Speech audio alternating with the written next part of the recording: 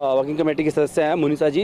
बताइए आपको क्यों लगता है शरीयत तो महिलाओं के खिलाफ है? नहीं, मैं इस्लामी शरीयत में औरत का मेंटेनेंस तलाक के बाद 3 महीने तक है। 3 महीने तक जब उसका इद्दत पीरियड इद्दत रहेगा, जब वो दोबारा शादी नहीं कर सकती, तब तक 3 महीने तक उसको रुके रहना है। तब तक उसका मेंटेनेंस जो है उसका एक्स हस्बैंड प्रोवाइड करेगा। लेकिन जब 3 महीने का पीरियड यानी इद्दत गुजर जाती है तो उसके बाद उसका मेंटेनेंस जो है वो अपने एक्स हस्बैंड से नहीं ले सकती। उससे उसके सारे रिलेशंस ख़त्म हो गए, दोनों की ड्यूटीज़ एक दूसरे के ऊपर ख़त्म हो गई, दोनों के राइट्स भी ख़त्म हो। अस्सलामु अलैकुम वरहमतुल्लाहि वबरकातुह। नाज़रीन, आज की इस वीडियो में शरीयत के ख़िलाफ़ सुप्रीम कोर्ट का, अदालत उज़्मा का जो कानून पास हुआ है, जिस बिल को मंजूरी मिली है, उसके ख़िलाफ़ आज की ये वीडियो बनाई या रिकॉर्ड की जा रही है। All India Muslim personal law board ने तलाक़शुदा ख़वातीन के गुजारा भत्ता कानून हालिया के मुतालिक सुप्रीम कोर्ट के फ़ैसले को वापस लेने का मुतालबा किया है। मुस्लिम पर्सनल लॉ बोर्ड ने अभी जो हालिया जो कानून तलाक़शुदा मुतल्लक़ा औरतें गुजारा भत्ता के लिए जो कानून पास हुआ है, सुप्रीम कोर्ट ने उसको वापस लेने का सख्ती से मुतालबा किया है।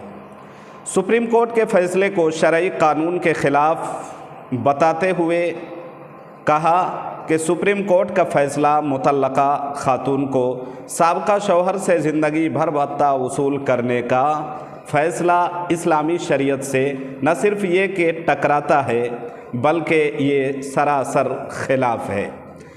इसलिए कि इस्लामी शरीयत ये कहती है कि तलाक़ के बाद इद्दत जो 3 महीने की होती है, तो इद्दत के दरमियान उसमें वो शौहर से गुजारा भत्ता वसूल करने की हक़दार होती है। जब तक इद्दत की जो पीरियड के जो दिनों हैं जो है, तो इद्दत के दिनों में उस पीरियड में औरतें अपने साबका शौहर से गुजारा भत्ता वसूल करने की वो हक़दार होती है, वो वसूल कर सकती है।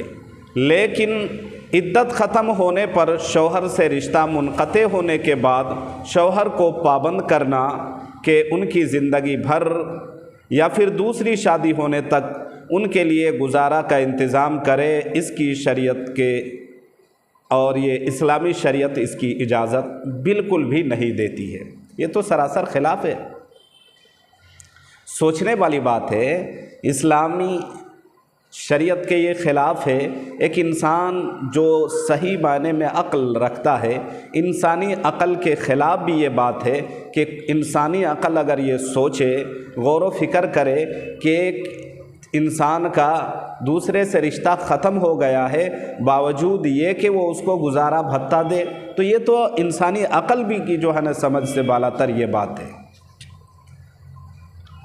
तो ये जो है ज़िंदगी भर या दूसरी शादी होने तक गुजारा का इंतज़ाम कर दे, ये शरीयत के बिल्कुल भी ख़िलाफ़ है। शरीयत इसकी बिल्कुल इजाज़त नहीं देती है।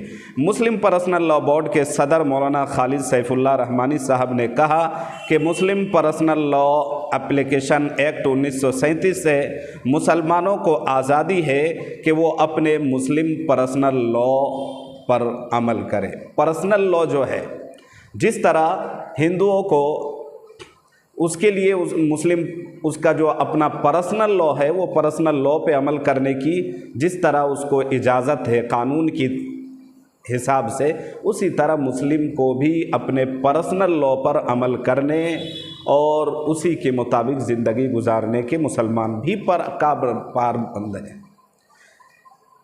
कानून के तरफ से मुसलमानों को भी ये एक्ट जो है ना, ये कानून ये हक़ हासिल है। लिहाजा वो अपने पर्सनल लॉ पर अमल करते हुए अपनी ज़िंदगी अपने मुताबिक गुजारना चाहे तो कानून को जो है ना, इस पर ज़रा भी जो है ना किसी तरह की कोई भी मुदाखलत नहीं करने चाहिए।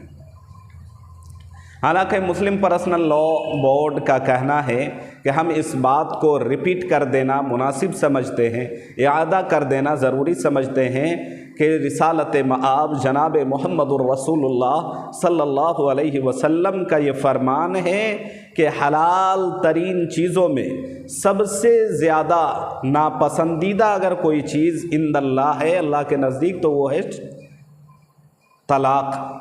अल्लाह को सबसे ज़्यादा नापसंदीदा चीज़ों में से ये है।